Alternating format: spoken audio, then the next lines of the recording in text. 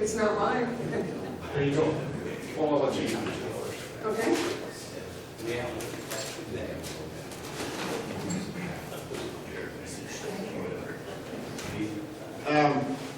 Anyways, first of all, just so I don't know everybody that's here, so maybe I should just kind of briefly let everybody know my involvement. I take care of the Republic of Texas YouTube channel, and I have my own YouTube channel called Sovereignliving, and so, but I take care of the Republic of Texas YouTube channel. And that was one of the things I wanted to encourage everybody to do, is to, we upload the jurisdiction conference call YouTube videos. I'm the one that makes them, and I upload them to the channel, and I send them out to an email list that I've collected. So if you get it, please send it to all your friends. We need 1,000 subscribers so that YouTube will let us be monetized. Originally, when I set up the YouTube channel, all we needed was 10,000 views, and just about the time that we got the 10,000 views, YouTube changed the rules, and then they wanted 1,000 subscribers, and so right now we've got about 550 subscribers.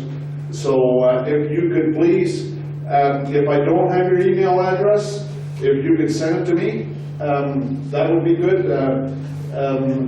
Get it to Ed or someone,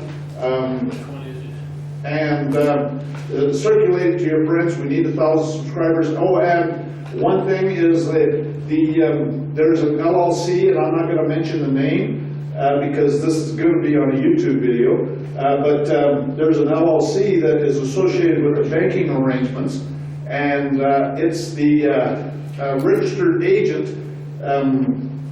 Bill has gone unpaid and it needs to be paid. So if you don't want to use the LLC, then that's fine, I don't really care. But if you want to have the banking, at some point they're going to cut off the banking because the LLC is dissolved, administratively dissolved.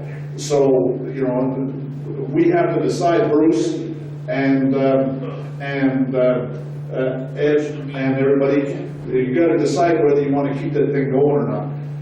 Anyways, so that's a little background about what I do. Now, as part of my YouTube channel, I've uploaded about 400 YouTube videos, and Guys, Bruce, Ash. Were we talking to that? Yes. I'm sorry. We're trying to find your promo to stick up there. my promo, Yeah. which one's that? The one that you said, that's what we could put in. I wasn't going to work. Yeah. Okay. There you go. Anyways, so I'm a bit of a student of the law and have been for decades. And when this stuff was first brought to me back in like the early 90s, late 80s, I told the guy it was crazy. I do aerospace engineering consulting, and so I work with law and regulations all day, every day, as far as aviation is concerned. And so I know a little bit about how the law works. And I told this guy he was crazy, and he brought out some court cases, and I thought, wow, if this is true, this is the most fantastic thing there is. So I started looking into it. Anyways, so I've uploaded a bunch of videos that talk about the law and how the law works. As far as Ed's jurisdiction calls and things like that, that's great material that he does, and I'm sure he does. There's a lot of people I know that I get a lot of positive feedback. There's people talking there's the chat on the YouTube channel that I definitely look at, and I review those chat messages, and I delete the ones where there's trolls on there, with their, comments. But the point is that is helping a lot of people. One of the things to understand about with the IRS is there's two ways that they can come at you. They can come at you criminally or civilly. Now, in order for them to come at you criminally, there's only really two ways that they can come at you criminally. One of them is for tax fraud. That's when you lie on your tax return and they can prove it. And so if you don't file a tax return, then that eliminates that potential issue. The other way they can come after you criminally is for willful failure to file. And that's when they send you a request to file and you don't answer it somehow. The courts have ruled that if you have an honest belief that you're not required to file, then they cannot come after you for willful failure to file. So when they send you that request to file, which they sent to me way back when, I sent them back a 20-page letter explaining all the reasons why I'm not required to file. And they've never even come looking for me or anything. And the reason is because I didn't file a tax return, so they couldn't bring up tax fraud. And the other choice was willful failure to file. I addressed that. I told them that I'm not required to file. And on top of that, so then what they did is they started taking, I was working at US Airways at the time in the engineering department, and they told US Airways to increase I was filing exempt. They told US Airways to increase my withholdings to maximum. And so US Airways was taking, well, it was like as if I was previously was exempt, that's 99 exemptions. And afterwards it was like I didn't have any exemptions. So I wasn't, they were digging me pretty hard on the paycheck. And so that's when I left US Airways. But the bottom line is I filed a lawsuit against them, and I took them to the Supreme Court. And when I was in the Supreme Court, I put an affidavit on my petition for written certiorari to the U.S. Supreme Court. And one of the things in my affidavit, I said, I don't have a social security number. I have never had a social security number. No problem, because nobody has a social security number. A social security number is a number for a Sesticate trust. And so once you understand that, then everything changes. So then what happened was, actually I took the IRS to the Supreme Court twice. And both times, actually I've been to the Supreme Court 5 times. And every time I told the Supreme Court that you have no right to turn this case away. And they have, in their rules, it says they can turn any case away they want. So I tell them, you have no right to turn this case away, and you have no right to tax me, because a filing fee is a tax. And so every time they accept the case, and every time there's no filing fee. And I've got docketing numbers for every case where the court sent me a docketing number, and I had to send it to the U.S. Department of so-called justice, which is what I call them, and then they have to respond. And every time they waive their right to respond. Now the significance of that is the Constitution says that there has to be a controversy. The courts have to have a controversy to rule on. And when the Department of Justice or anybody, that means even you guys, if you're ever dragged into court, I'm going to tell you a little simple little way to deal with it. Anyways, that's a way that someone that was in this very building, Ed might remember, it was a guy from Houston who was anyways, let me finish this story first. So what happened is I filed it, they accepted it, the Department of Justice waived their right to respond, and then the Supreme Court dismisses the case. Because there's no controversy, there's nothing to rule on. The Department of Justice, by waiving their right to respond, admits everything. Okay, they say, so what? We know about that. So, anyways, now a way that you can deal with any kind of case, a good example is there's a guy from Houston that was at the Jural Assembly meeting that Ed held here, what, was that about a month ago or 6 weeks ago? Yeah. Anyways, his name is Jock, and he's a plastic surgeon from Houston, and he told a little story that was very enlightening. He's a really smart guy. He's a plastic surgeon, so you don't get to be a plastic surgeon without having some brain cells. Anyways, he went and prepared he learned about the bankster thieves, and so he filed a lawsuit against the banks in Houston over his mortgage. And he had several hearings, and the judge in that case had him in jail several times for contempt of court. And so now there's another issue. There's something else that's going on that's a criminal matter because they're dragging him into court. He's having to go in there and answer something, and it's not related to this mortgage case, it's another case. But so they're dragging him in there, and he's going in there, and he walks in there, and he says this. He says, the first thing he says is, I'm here by special appearance, not general appearance. Then the second thing he says is that none of the facts are in dispute. Okay? And then the last thing he says is, I reserve all my rights without prejudice. And then he shut up. And he didn't say another word. And the judge looks at him, and then the judge looks at the prosecutors and started tearing a strip off the prosecutors. And he said, you ever bring this man in my court again, I'll have your bar card and I'll have you in jail. And as he's getting up and walking out, the judge says over his shoulder, he says, so why couldn't you say that in that mortgage proceeding? And then he leaves. So he's telling Jock what he should have done in the mortgage proceeding. So the point being is that, first of all, by special appearance means that you're not giving them jurisdiction, you're there to answer the charges, and that is all. And then when you say that none of the facts are in dispute, all of these court cases, they're all right. There are no courts, okay? This is a commercial transaction, is all it is. And so you could be an axe murderer. It wouldn't matter. The facts don't matter. They just make them up half the time. And so the facts don't matter. None of the facts are in dispute. Is eliminating the controversy. There's no longer a controversy.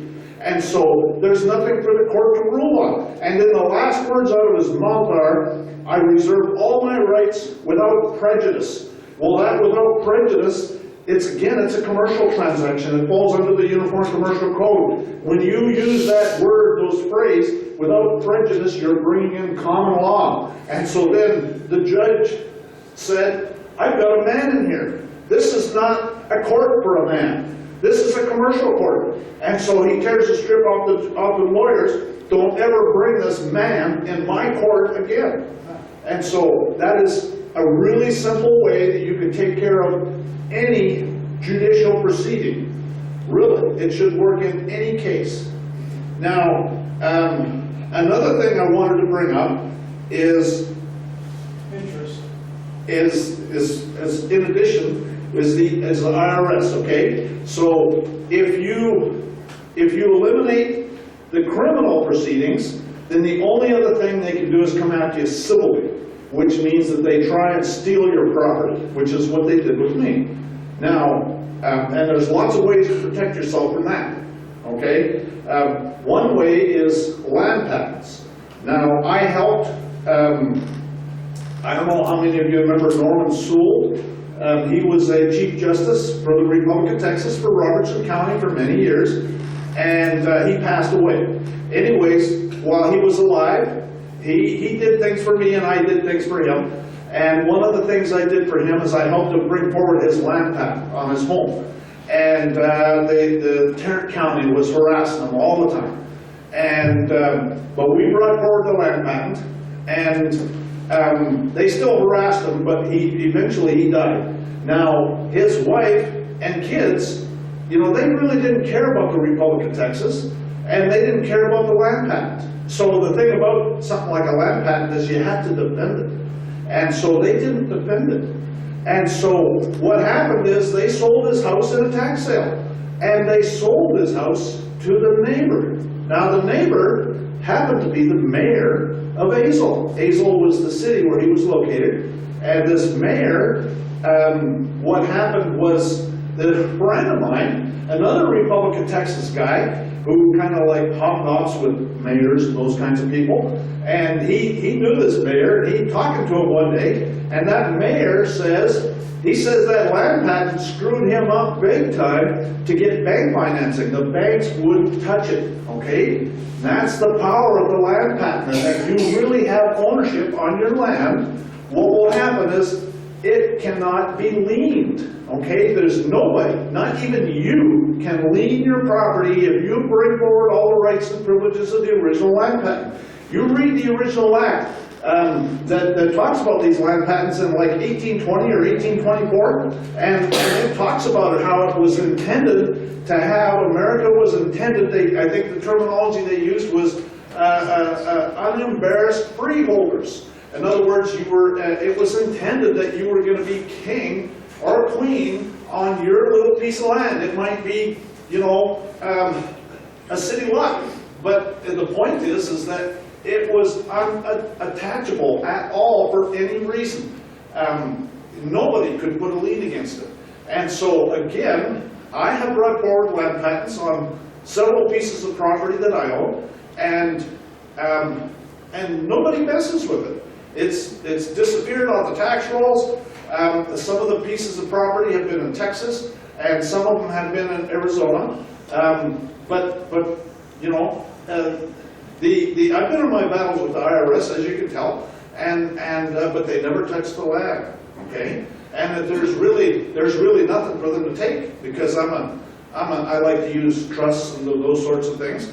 And so, but I never, when it comes to the land patent, I always have it in my name, because again, that's the most powerful way that you can own land, is under the name of a man or a woman with the land patent, and then it's untouchable.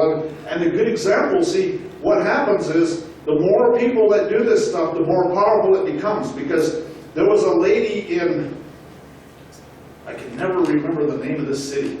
It's a city north of Salt Lake, okay? And if you know anything about Salt Lake, it's a pretty expensive area. And this city, it's on the north side of the lake. It's a pretty expensive area too. Like her house is probably worth $350,000, and the taxes are probably $10,000 a year.